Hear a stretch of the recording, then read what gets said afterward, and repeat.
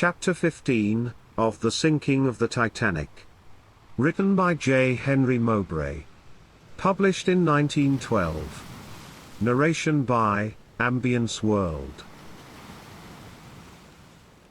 John B. Thayer, the 17-year-old son of Mrs. John B. Thayer, gave a thrilling account of the sinking of the Titanic, in which his father lost his life. Mrs. Thayer was saved in one of the lifeboats, while her son was rescued after a most exciting experience on an upturned boat, upon which he clambered, after struggling on the icy water, for some time.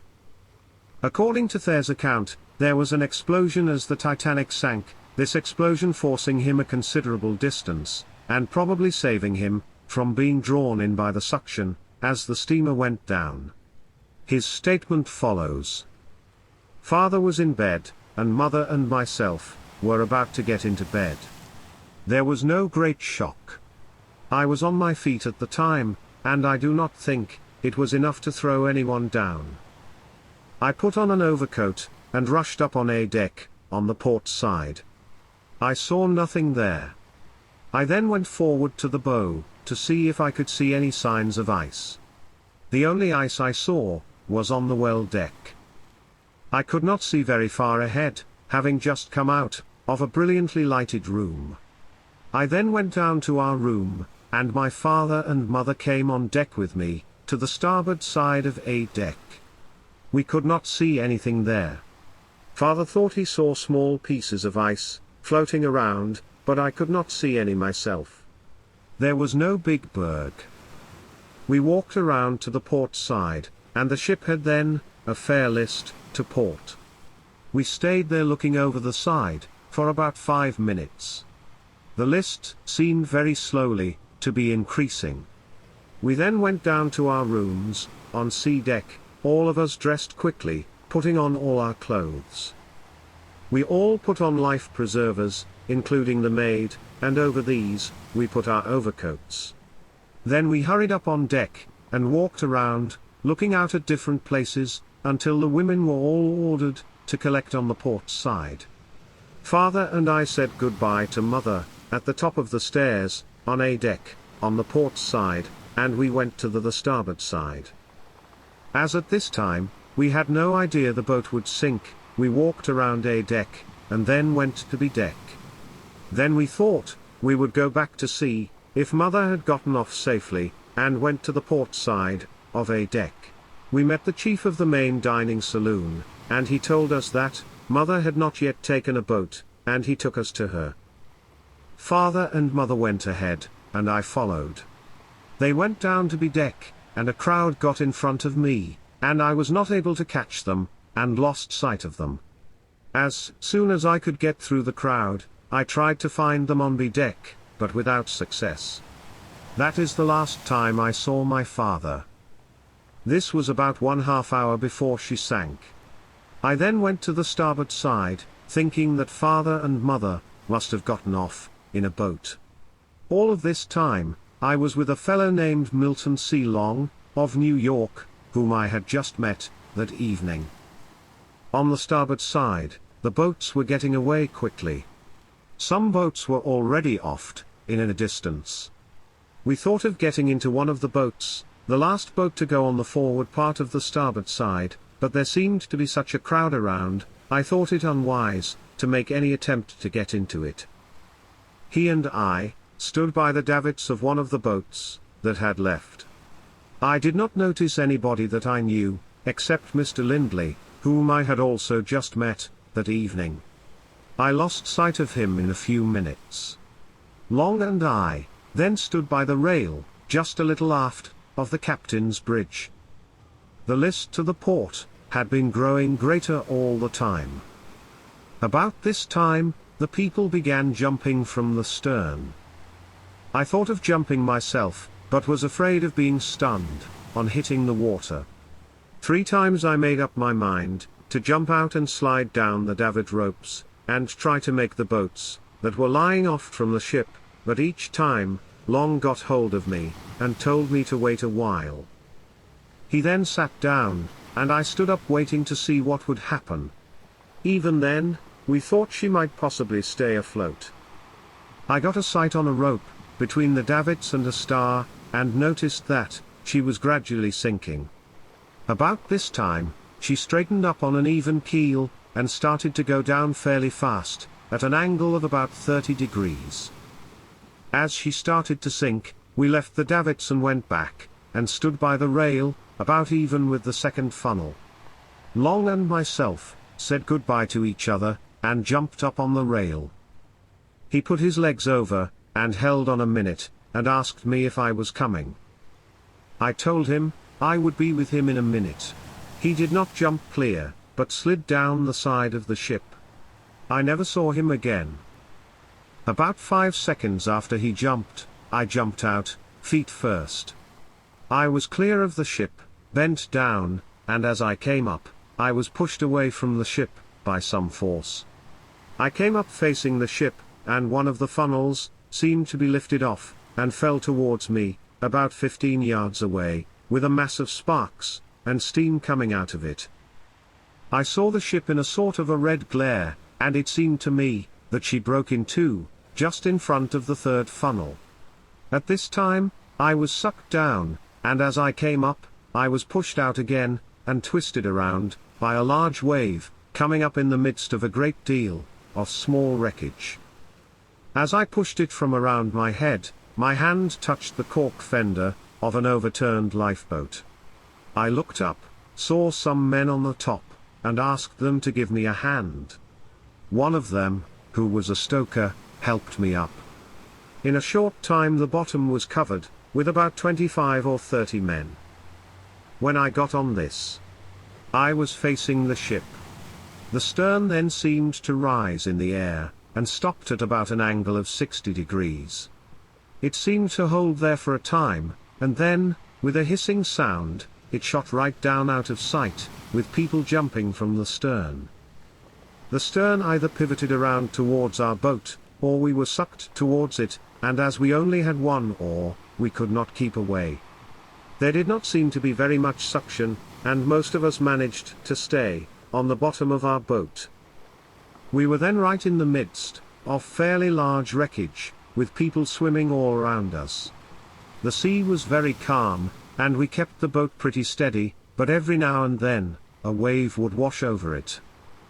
The assistant wireless operator was right next to me, holding on to me, and kneeling in the water.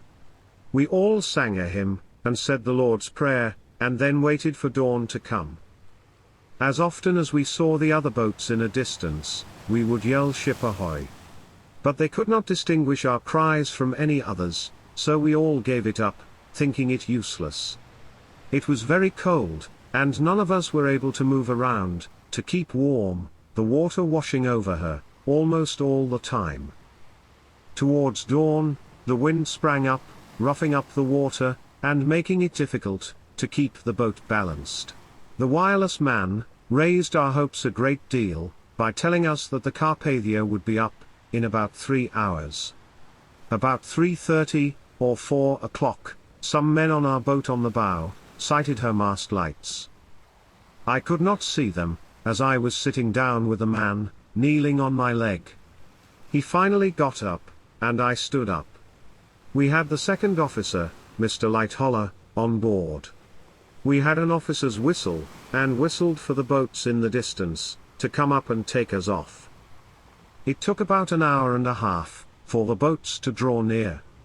2 boats came up. The first half, and the other took the balance, including myself. We had great difficulty about this time in balancing the boat, as the men would lean too far, but were all taken aboard the already crowded boat, and in about a half or 3/4 of an hour later, we were picked up by the Carpathia. I have noticed Second Officer Lightholler's statement that J. B. Thayer was on our overturned boat, which would give the impression that it was father, when he really meant it was I, as he only learned my name in subsequent conversation on the Carpathia, and did not know I was junior. Little Arthur Olson, 8 years old, said that America was a pretty good place, and that he was going to like it. Arthur came to that conclusion because so many people had been good to him. First there was Fritjof Madsen, one of the survivors, who took care of him in the lifeboat. Then Miss Jean Campbell gave him hot coffee and sandwiches, and propped him comfortably against some clothing, while she busied herself with others. Mrs. William K. Vanderbilt, Jr., next appeared with two nice, big men, put him in a taxi with Miss Campbell, and sent him to a hot bath and bed, at the Lisa Day Nursery, number 458 West 20th Street, New York. And the next morning, Miss Florence Hayden taught him kindergarten songs and dances, with her class. Later, Arthur's stepmother, Mrs. Esther Olson of number 978 Hart Street, Brooklyn, appeared and clasped him in her arms. Her husband, Arthur's father, Charlie Olson, perished in the wreck. Mrs. Olson had never seen Arthur, because after Charlie Oslin's first wife died in Trondheim, Norway, leaving the little baby Arthur, he had come to America, where he married again. A while ago, Olson crossed to see about the settlement of an estate, and to bring his son home. He and the boy were in the steerage of the Titanic. Arthur is a sturdy, quiet-faced little chap, with red hair, freckles and a ready smile. He speaks only Norwegian, but Mrs. Olson translated for him, when he told his story. "I was with Papa on the boat," said the youngster timidly, and then something was the matter. "Papa said I should hurry up, and go into the boat, and be a good boy. We had a friend, Fritjof Madsen, with us from our town, and he told me to go too." The ship was kind of shivering, and everybody was running around. We kept getting quite close down to the water, and the water was quiet, like a lake. Then I got into a boat, and that was all I saw of Papa.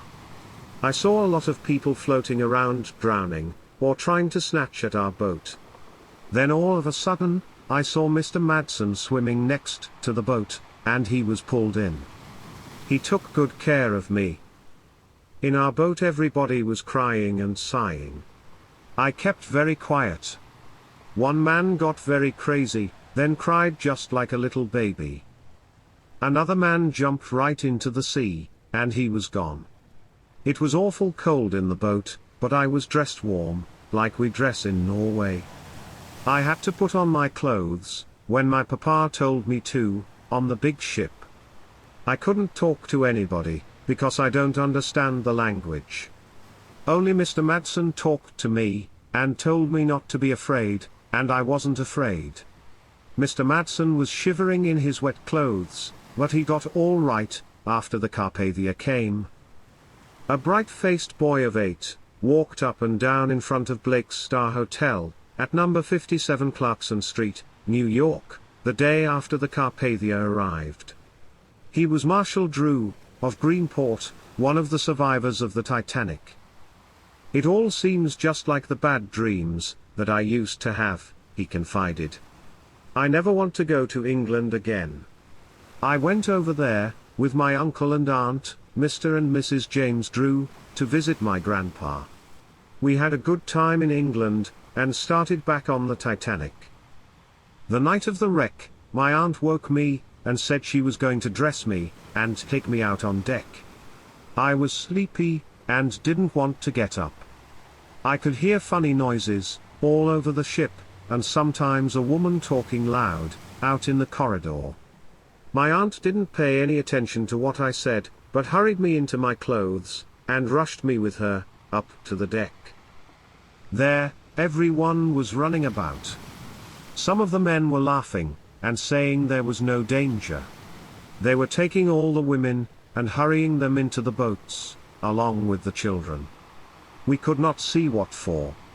I thought at first, that we had got home. Aunt Lulu put me into the boat, and then stood back with Uncle James, and in a moment, someone had hurried her into the boat, too, and we went down the side. Uncle James waving his hand at us, and Aunt Lulu standing up, and looking at him. Then the boat pulled away from the ship, and there was a lot of talk and screaming. We were a long time on the water, and were finally picked up by the Carpathia. Marshall and his aunt were saved. They were met at the pier by his grandfather, Mr. Henry P. Christian, of Greenport, and with his aunt, were taken to the hotel, along with other survivors of the second cabin. Miss Emily Rugg, 20 years old, of the Isle of Guernsey, England, told a graphic story of the sinking. Miss Rugg, who was one of the second-class passengers, was met in New York by her uncle, F.W. Queripel, a grocer. The young woman was on her way to visit relatives. She was asleep when the ship struck the berg, and the jar aroused her. Looking out, she saw a mass of ice. Throwing a coat about her, she went on deck, and saw lifeboats being lowered. Returning to the cabin, she dressed, and then went to an adjoining cabin, and aroused 2 women friends. Following this, Miss Rugg ran up on deck, and was taken in charge by some of the crew, who dragged her toward a lifeboat. She was lifted into the third from the last, which left the ship. She said that there seemed to be nearly 75 persons in the boat, and that it was very much crowded. In the meantime, a panic had started among those who remained on board the Titanic. An Italian jumped from the steerage deck, and fell into a lifeboat, landing upon a woman who had a baby in her arms. Miss Rugg saw the Titanic go down, and declares but for the horror of it all, it might have been termed one of the grandest sights she ever saw. The boat seemed to have broken in half, and with all the lights burning brightly, the stern arose into the air, the lights being extinguished as it did so. A moment later, the ship plunged beneath the surface. Carl H. Beer, the well-known tennis player, who went to Australia in 1910, with the American team, was one of the Titanic survivors. He was graduated from Yale in 1906, and later from Columbia, where he took a law degree. This is his statement of his experiences on the night of the disaster. We were a party of 4, Mr. and Mrs. R. L. Beckwith, Mrs. Beckwith's daughter, Miss Helen W. Newsom, and myself. Mr. Beckwith and I had stayed up in the smoking room. We left just before it closed for the night. I went to my stateroom, and only partly undressed, when I felt a distinct jar run through the whole vessel, which quivered all over. It was distinct enough for me to be certain that we had hit something. I dressed again immediately, my first thought and purpose being to reach my party at once. Mr. Beer told of assembling his party and added, I knew exactly where the lifeboats were, so Miss Newsom and I, and Mr. and Mrs. Beckwith, went to the top deck. We waited quietly, while the first boat filled, and was lowered. It appeared to me to be quite full. We then went to the second boat, which was quite full. Mr. Ismay was directing its launching. When Mrs. Beckwith came to the edge of the lifeboat, which was hanging over the sides, she asked Mr. Ismay, before attempting to get in, whether her men could go with her, and I heard him reply quietly, "Why certainly, madam." We then got into the boat. After we were in the boat, we heard Mr. Ismay calling out, and asking if there were any more passengers to go in the boat. There were none, and we must have waited at least 3 minutes or more, before he ordered an officer into the boat, and 2 or 3 more of the crew who were alone on deck, and under perfect control. We were evidently the last passengers on the top deck, as we could see no others. Most fortunately for us, when we left the ship, everything was handled in perfect discipline, Mr. Ismay launching our lifeboat, in a most splendid fashion, with absolute coolness, making sure that all passengers were on board, and that our crew was complete. What happened later, we know little about. As far as I am concerned, I saw no signs of a panic, and not one person in our boat lost his head, nor do I know of a single person being left behind on the top deck. Georgia Harder, of number 117 8th Avenue, Brooklyn, who with his bride was saved from the Titanic, told at his home a graphic story of his experience. When the crash came, my wife and I were in our stateroom, about to retire, said Harder. Suddenly, there came what seemed like a low, long groan at the ship's bottom. It did not sound like a collision. Taking my wife by the arm, I rushed to the deck. Passengers were already swarming there, asking what had happened. I heard an officer order a carpenter below, to ascertain the damage. He never returned. That the officers already knew the ship was likely to founder was evident from the fact that one lifeboat containing among others, Carl M. Beer, the Brooklyn tennis player, had been launched.